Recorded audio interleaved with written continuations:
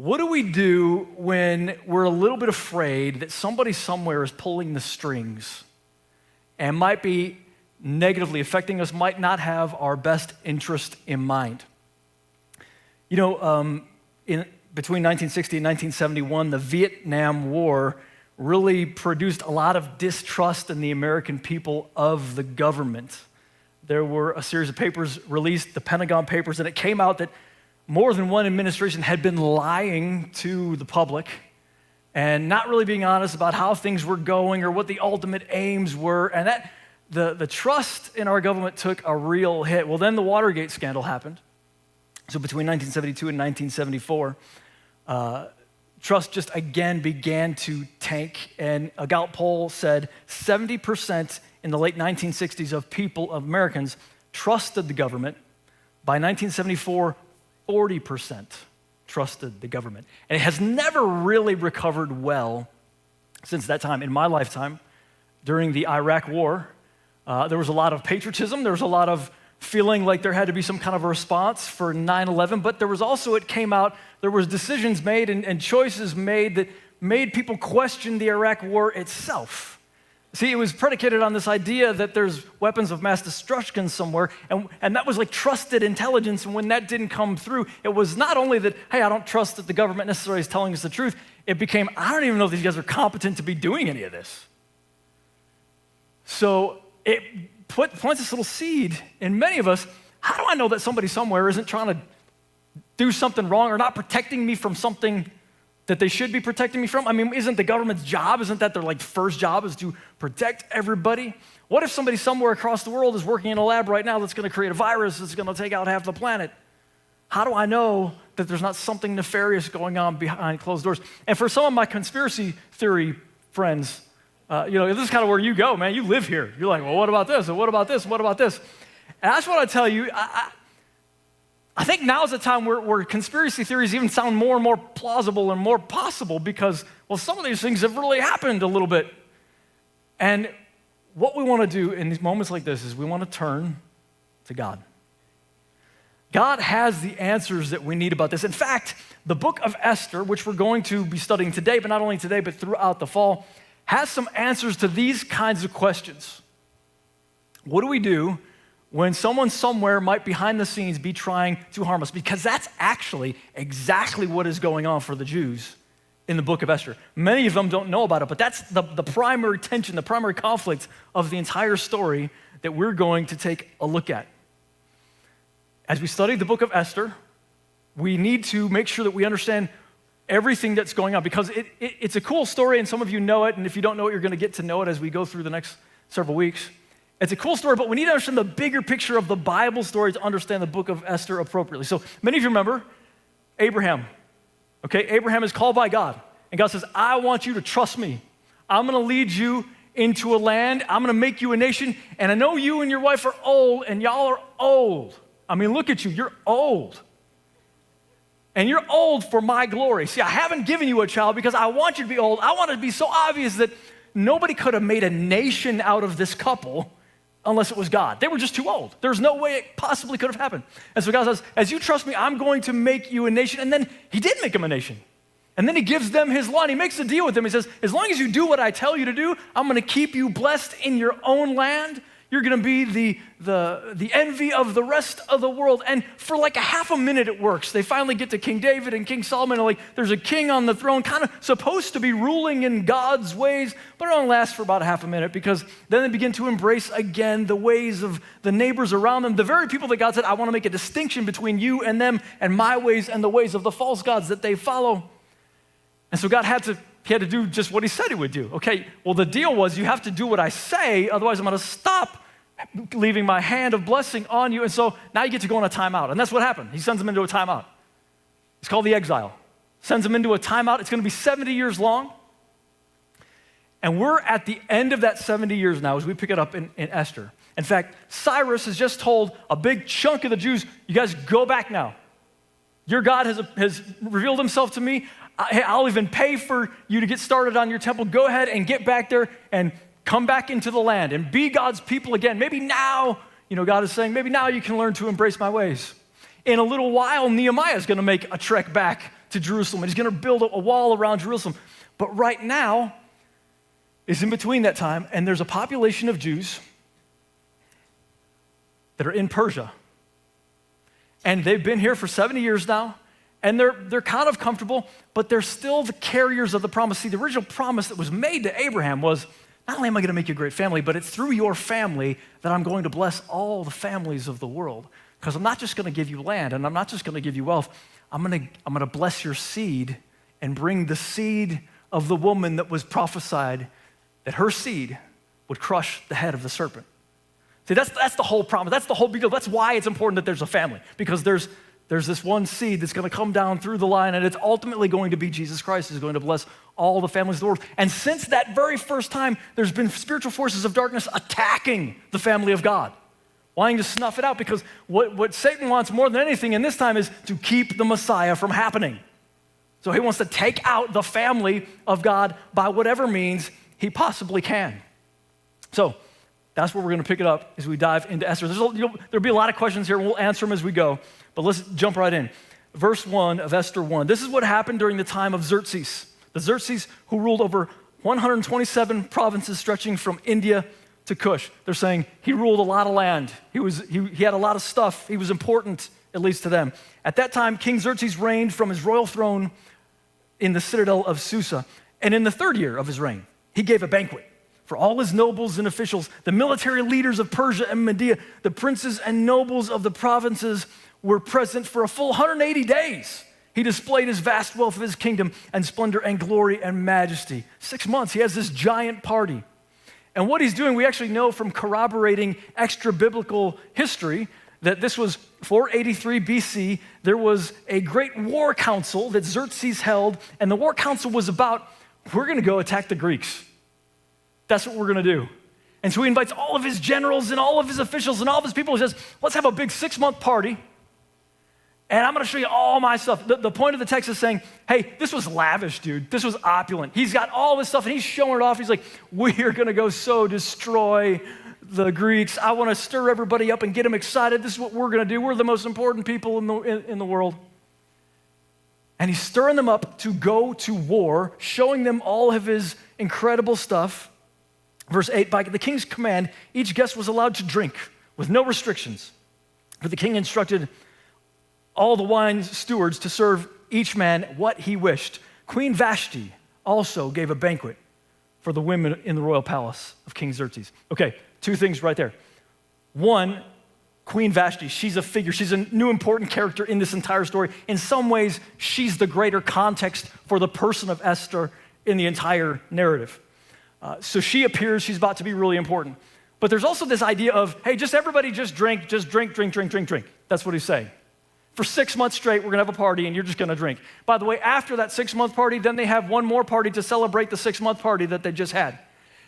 And what we need to understand not only is obviously if everyone's drinking constantly, is there a ton of debauchery like rampant, but we also wouldn't intuit that in this time, part of the way that they made councils and made war, the way that they got their great ideas, was they thought we can connect greater to the spiritual world if we get intoxicated.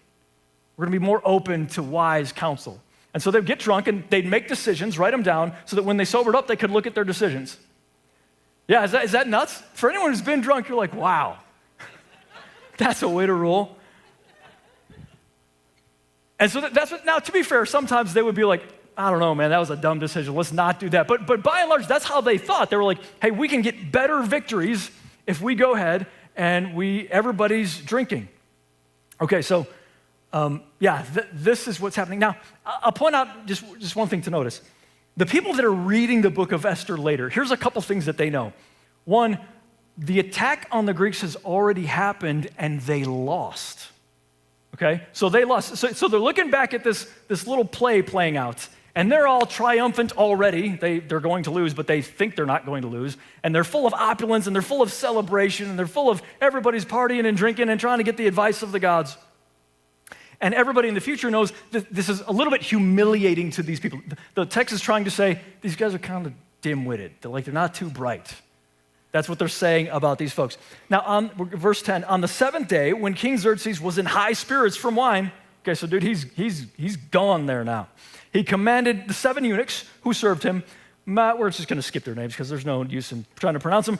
Verse 11, to bring before, all these eunuchs, go bring before him Queen Vashti, wearing her royal crown in order to display her beauty to the people and nobles, for she was lovely to look at. Okay, so Xerxes got all this stuff. He's got all this opulence. He's got all this riches. And he says, you know, guys, we've been partying for a long time now. Let's do this. Let's bring my wife out and parade her around for everybody to see. Verse 12, but when the attendants delivered the king's command, Queen Vashti refused to come. Then the king became furious and burned with anger. A couple things are happening here. We know from scholars that queens, they were supposed to sit next to their husbands, but when the drinking got especially rowdy, they would depart and the dancing girls would come out and the concubines. Okay, so let's even though he's married, he's got an entire harem, man. Like, it's not that there's a bunch of faithfulness here, but there's a certain amount of respect that is supposed to be shown to the queen. And so when he says instead, hey, no, you come out and parade just like all the other ones because you're my prize and I want all my other guys, I want them to see you so they know just how dope I am. She just says, for whatever reason, that would be shaming to her, but then she kind of shames him back by saying, no, I'm not coming. I am not coming out. Well, you can guess what happens next, verse 16. Well, before we get to 16, he goes nuts and he gathers his council, his guys around him, his war council. He says, what are we gonna do about this? This girl, can you believe what she did? I can't believe it. I'll tell you what we ought to do. Let's make some laws to make sure this never happens again. Don't miss the humor that's in this, okay? These guys are going to lose against this epic challenge that they're going to face. They're gonna lose against the Greeks. And this writer is looking back, the inspired writer is looking back and saying, and they're worried about stupid things like this. Verse 16, then Memucan, he's one of the guys, replied in the presence of the king and the nobles, Queen Vashti has done wrong, not only against the king, but also against all the nobles and the peoples of the provinces of King Xerxes. For the queen's conduct will become known to all the women. And so they will despise their husbands and say, King Xerxes commanded Queen Vashti to be brought before him, but she would not come. This very day, he says, the Persian and Median women of nobility who have heard about the queen's conduct will respond to all the king's nobles in the same way. There will be no end to the disrespect and discord. They've been drinking a little bit, okay? So they're a little bit focused on maybe stuff that is not really as important as they're making it. Therefore, if it pleases the king, let him issue a royal decree and let it be written in the laws of Persia and Media, which cannot be repeated, that Vashti is never again to enter the presence of King Xerxes. And let the king give her royal position to someone else who is better than she. Wow. Okay, guys, so we know now that that's ridiculous, but they're like, this is what we're gonna do. We're gonna punish her for what she's done, and we're gonna make sure all the other gals know, don't ever do what she did. So there's a serious note that we're supposed to be paying attention to here, and that is, they're kind of dim-witted sometimes, but these guys are also powerful. Meaning what they do, they're gonna send their little Pony Express, and that Pony Express is gonna go all around all these 127 provinces, and they're gonna let everybody know, hey, look, man, you better make sure that these ladies respect, however that might be interpreted, their husbands. And they have the power to reinforce that. And so what we need to understand about this is the context of Esther is these guys, dude, they are the evil empire. Okay? They may be funny sometimes, but you don't cross them. You better watch your mouth because I might just be nice and not decide to cut out your tongue. Like they have real weight. There are powers in our lives that they have real weight. They can really do stuff. And yet, like this war council of King Xerxes, there's people in high places, and you know this, you've seen this, there's people in high places, whether it's the government building or it's just, at your job, there's people in high places that, how did you get in charge? How are you here? Can you believe these guys are running the show? And I've thought that to myself sometimes. How did you get in charge here? I remember when I was delivering pizzas. And the first day I walked into, I'm going to deliver pizzas for Domino's. And I met the people who were in charge. And I was like, you're in charge? How are you in charge? Like, I just can't believe, knowing what I already know about you, that they let you be in charge of anything. Now, I'm sure people have thought that about me, so I can't be too mad at them. But, it's common, it's normal to have frustration with incompetent and foolish leadership. And it's common and appropriate to ask, how is this even possible?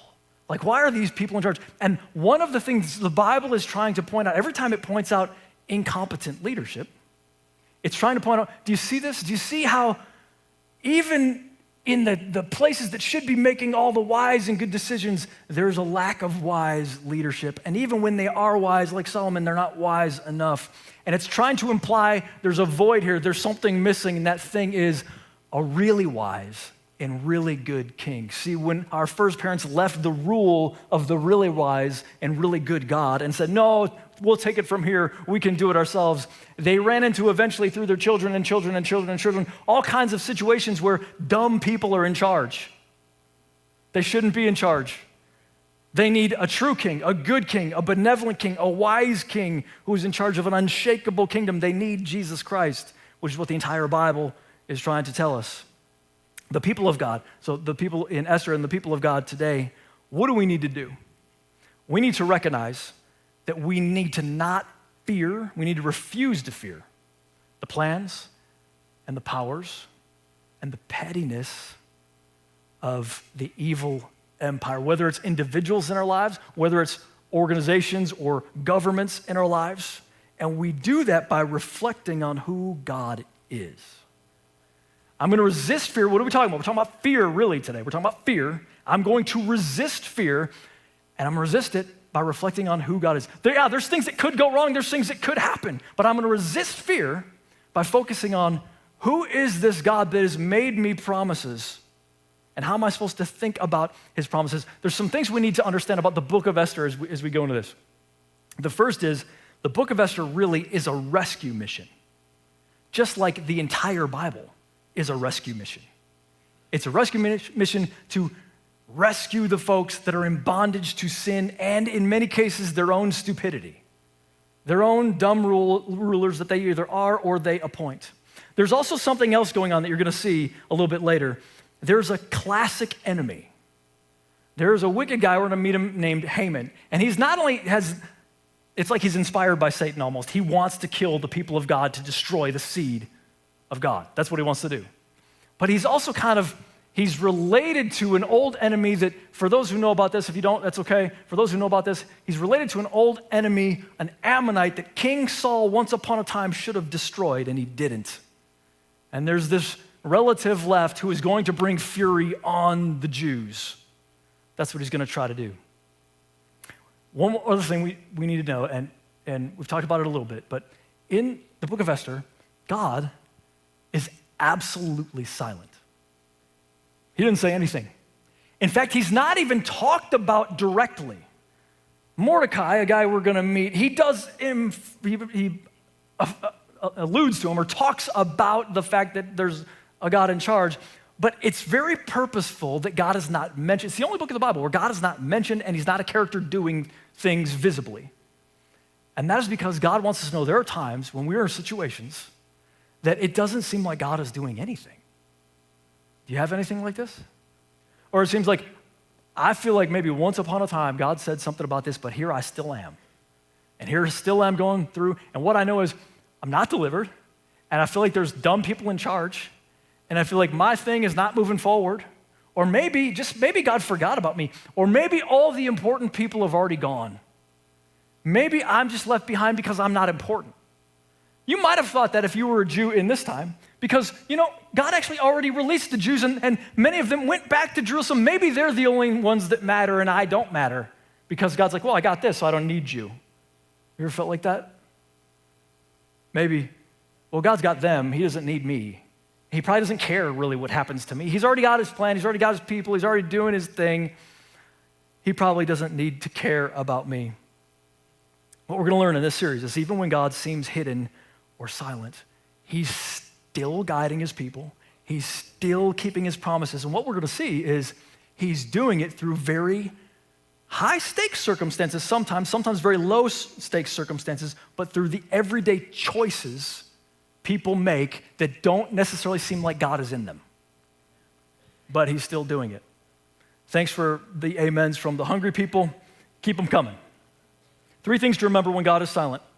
Three things to remember when God is silent. Number one, dude, God is just the most in charge. He's just the most in charge, okay? It doesn't matter if the evil empire has a plan. The evil empire cannot thwart God's plans. They just can't do it.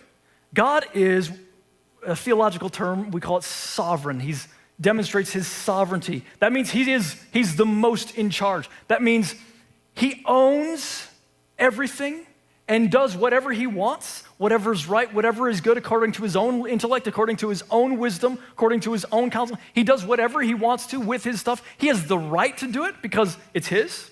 That includes you and me, all the humans, all the animals, all the governments, all the years, all the millennia. They're all his, and he does whatever he wants at the right time. And check this out. In his sovereignty, he can't be challenged. Nobody can challenge him. Nobody, even those who would presume to, don't have any idea what they're talking about. Okay, so let's pretend that you and I together, we walk into the laboratory of a rocket scientist, and we start poking around, and we say, what does this do? Why are you doing it this way? I don't like this over here. What's this for?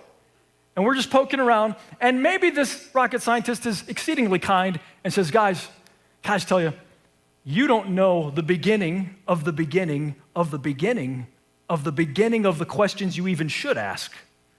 So I don't need to answer you what I'm doing with all my things. You don't have your own lab. I do. I know what to do with a rocket scientist lab. You don't necessarily know. In the same way, as if we go just accusing God of this, that, and the other thing, say, you should run it like this, or I think it should be this way. In his sovereignty, God says, yeah, you don't know the beginning of the beginning of the beginning of the beginning of the questions. You would even have to ask to understand this slightly, even if you had the hardware where you possibly could understand it. And by the way, you don't have a universe, i.e., you don't have a rocket scientist lab, i.e., you can't do any of this anyway. So who are you to instruct your God about how or what he should do? This is what we mean by, guys, he's not mean about it. He's actually very friendly, but he's unchallengeable. You can't challenge him. You don't understand the things to be able to challenge him. He is 100% sovereign.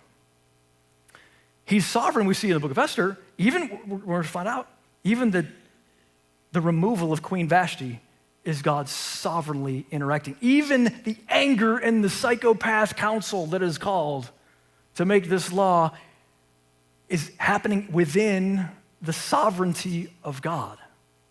Because what does God need? We're going to find out. God needs a queen on his throne that is his girl, that he can direct to do what he needs her to do to save the people of the promise so the seed can be preserved. God knows what to do. He knows the end from the beginning.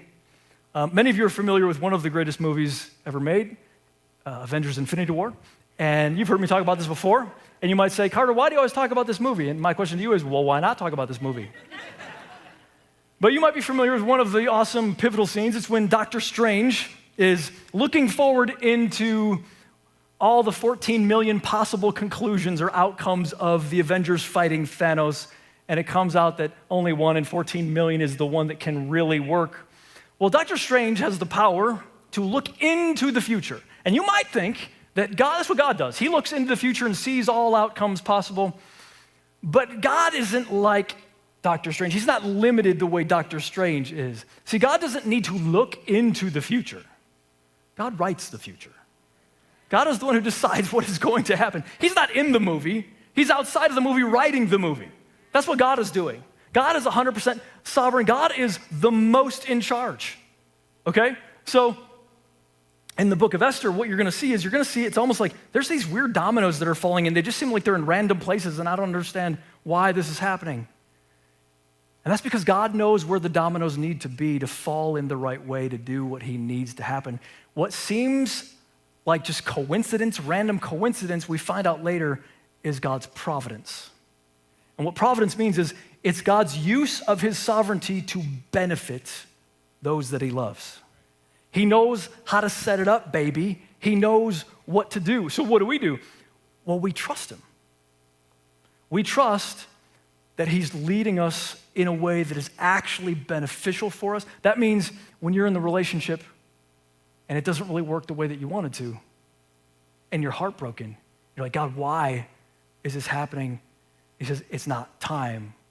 We say, God, I trust that your no, if it's from you, is as good as your yes, if it's from you. I can trust that you are sovereign. You know where all the dominoes go. I can trust that my blueprint for my life, I see my blueprint not happening.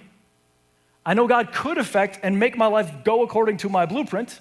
He's not, and so I choose to trust him. I choose to step back and look at my coming fears and my current fears and the dreads that maybe somebody somewhere in high places and manipulating things and causing things to maybe go bad for me. I look at all that through the lens of God is the most in charge. God is the one who's sovereign. He can take care of anything. He knows what's happening. He's not just looking into my future, he writes my future. He's the God that does all of this and can be trusted with it. That means if I'm still in a painful marriage, even though I feel powerless, I look at it through the lens of God is the most in charge. And he knows how and when to place the dominoes so that they fall just right. So 3 things to remember when God is silent. Number 1, God is the most in charge. Number 2, God is incomparably wise. He's incomparably wise. Yeah, that's true. So you may have noticed Xerxes is not consistently wise. He's deaf not. Watch what else he does in this narrative, in the rest of the book. Watch what he does. He's not wise. Dude, he's so easily manipulated. Like he's talked into stuff, and it's like, bro, you ain't gonna ask any more questions about that thing that you're signing? Are you serious? He's not particularly wise. He often plays the fool, and fools are often in charge. In fact, the writer of Ecclesiastes writes this in chapter 10, verse 5, there is another evil I've seen under the sun. Kings and rulers make a grave mistake when they give great authority to foolish people and low positions to people of proven worth. I've seen servants riding horseback like princes and princes walking like servants. And you might think the people who are best at everything should be the ones who get to do everything. The people that work the hardest, the people that have the best heart should be able to be here, there, and make the decisions. And the Bible just says, I wish that were the way, but that's not the way. That is sometimes the way, but sometimes you've got people that are in power that, dude, they just do the dumbest things. They've even, they ran on the idea that they're gonna help you, and they don't even think about you. In fact, even toward their evil ends, they're not very smart. They're not even doing evil wisely because they're just not wise. You can't trust these people. You can't trust that people in these spaces necessarily have your best in mind or at your job or at whatever, fill in the blank. But you can trust the wisdom of God. See, the wisdom of God is God has eternally, infinity times, all intelligence, all the awareness, all the genius that you would ever need, and he bends all things toward his wisest ends, but he doesn't only get the wisest things, he takes the wisest way to those things. In other words, friends, God knows the way to go. Yeah, somebody's in charge and they might be pulling strings, I hear that, but God knows the way to go and he is most in charge. He's absolutely in charge. You might see a situation at some point where you're like, no good can come from this. You ever had one of those? You're looking at it, there's no way any good comes from this. But that's what Joseph would have thought when Joseph is in the dungeon, when he's thrown in there for a crime he didn't commit. Moses might have thought that when he's in exile from Egypt. Here's this guy, dude, you were supposed to be the chosen one. You're supposed to help the people, and now you're kicked out of Egypt. Wow, you wasted your opportunity. You have jacked up God's will. Congratulations. And some of us might have felt that way sometimes. Wow, dude, you blew that. Dang. I guess that's over. And yet it wasn't over for Moses because God knew what was wisdom.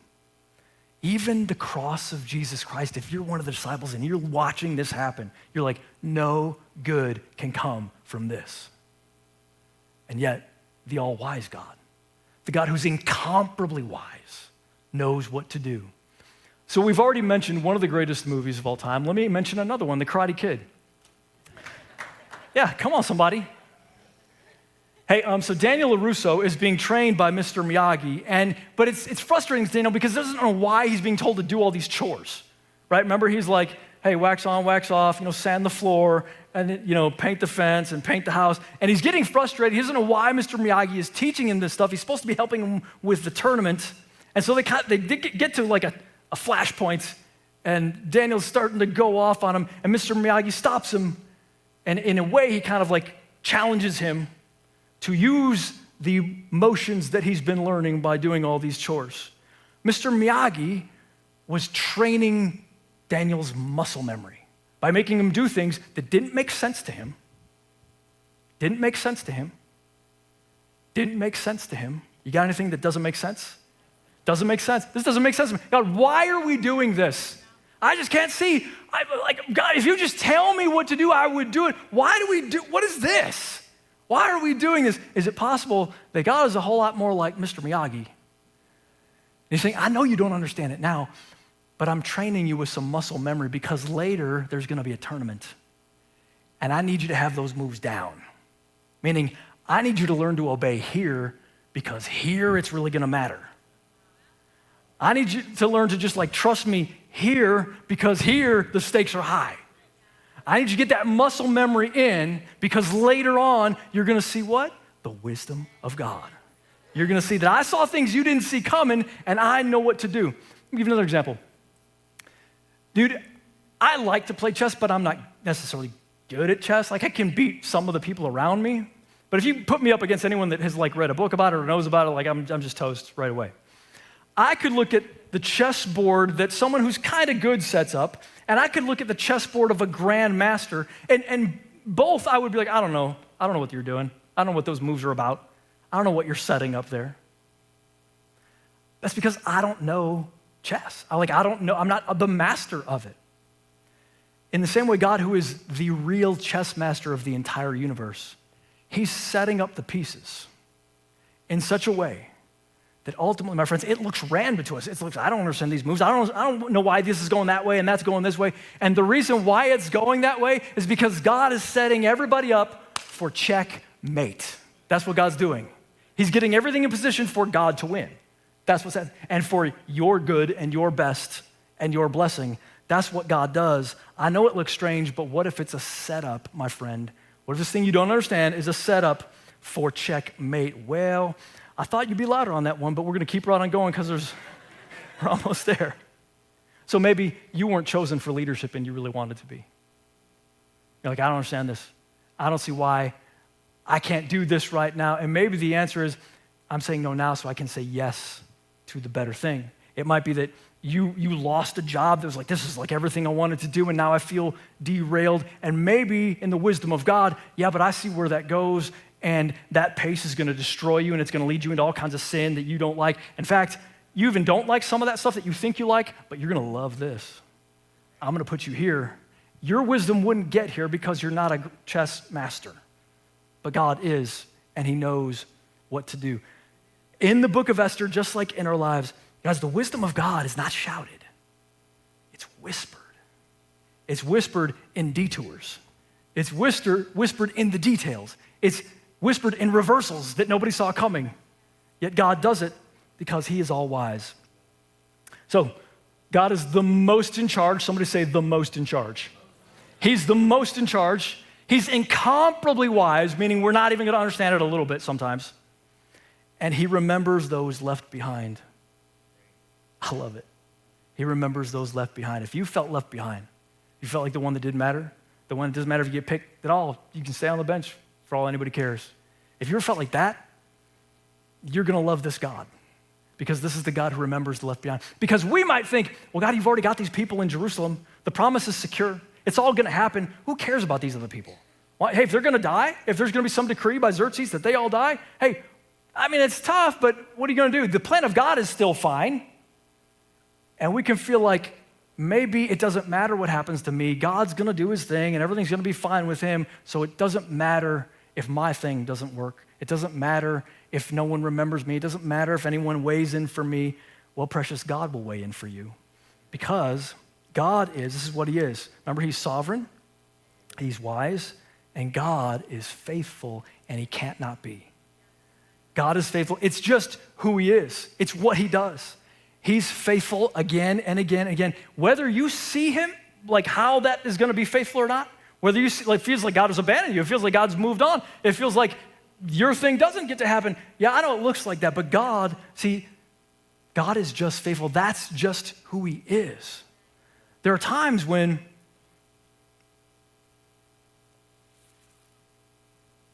you try to trace God's hand in your life, like maybe in the book of Esther, you can't because you can't see it. It's not there. I don't see what God is doing. When you cannot trace his hand,